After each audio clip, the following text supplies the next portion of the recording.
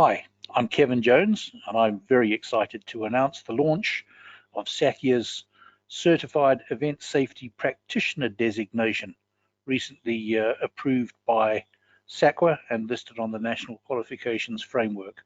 It's a designation that was under development for several years, with input from the Event Safety Council, from the TPSA, from the Council of Event Professionals Africa, and from the various associations active within the South African Events Council. So it was a designation that was put together by many different people, and we're very excited about it, very pleased to be able to introduce it into the marketplace.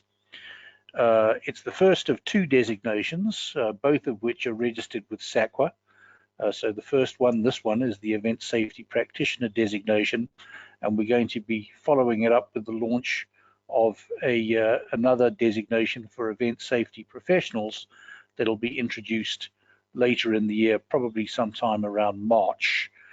One of the questions that you're going to ask me is right up front: how do I go about earning this designation? And as is the case with all SACIA recognized professional designations, there's going to be a review of your education, your work experience, your work ethic, and for the practitioner designation, there's going to be an online multiple choice exam, plus you're going to be required to provide a portfolio of evidence supporting your claim of competence as an event safety officer. More specifically, what are we looking for the event safety practitioner designation? We would expect you to have an NQF level 4 qualification, which is matric or your national senior certificate, as well as at least 2 years work experience as an event safety officer. You need to sign the Code of Professional Conduct, you need to complete the examination, and then you need to provide us with a detailed portfolio of evidence that might include testimonial letters and proof that you have an understanding of how to conduct a risk assessment and put together an event safety plan. So it's a fairly comprehensive assessment, and some of the things that we're going to be looking at, well, as a starting point, we want to know that you have an in-depth understanding of the standards and the regulations and the legislation that applies to the event safety field.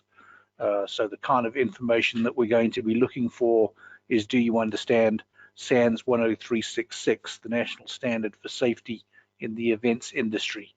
Do you have an understanding of the SACIA Act and what it means to you as an event safety officer?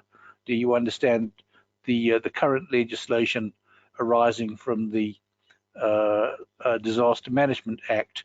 And do you understand the municipal regulations relating to events that are held throughout the country?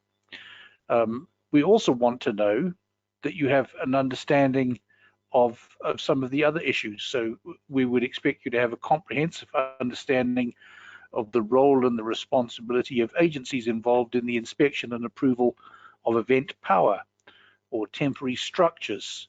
Of course, events involve people, so we want to know that you have an understanding of gender-based violence and discrimination and victimization and sexual harassment and bullying and intimidation in the workplace, the kind of things that are very likely to take place within the framework of an event. We want to know that you have an understanding, at least in a broad sense, of mediation, arbitration, and alternative dispute resolution techniques, so that if there are incidents that occur during an event, you have the ability to de-escalate those events. We want to know that you can engage the public in both private and public spaces and de-escalate conflict so that it doesn't become an issue at an event. We want to know that you have the ability to conduct a comprehensive risk analysis on events across multiple formats.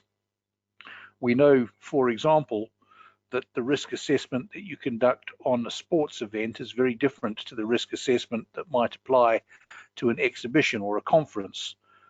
So you need to demonstrate that you have the understanding of how to go about conducting a risk assessment across those multiple formats. We want to know that you can prepare a risk assessment and an event safety plan and that you can present those documents to a city JOC. We want to know that you have practical experience in the implementation of guidelines and processes and procedures that are required for planning and organizing and implementing events. So it's a fairly comprehensive assessment that we want to carry out. We also want to look at how we can, here we go, sorry, confusing here. What are the benefits for designated members? Well, you know, it's a comprehensive assessment. It's going to take quite a lot of work. So what does it mean when you earn this professional designation? Actually, what it means is that you put yourself in the front of the queue when it comes to employment opportunities. Both the SACIA Act and SANS 10366 and the Disaster Management Act all talk about the need for events to have an event safety officer. And this is the first time that there has been a professional designation related to this description of what an event safety officer is and does. So it provides you with formal recognition of your skill, your competence, and your knowledge and your experience. You're listed as competent on the National Learners Register database. It demonstrates that you have a willingness to abide by professional standards and to be held accountable for your actions. And essentially what it does is it creates for you an environment in which you have preferential employment opportunities. It may mean that you're able to secure more work.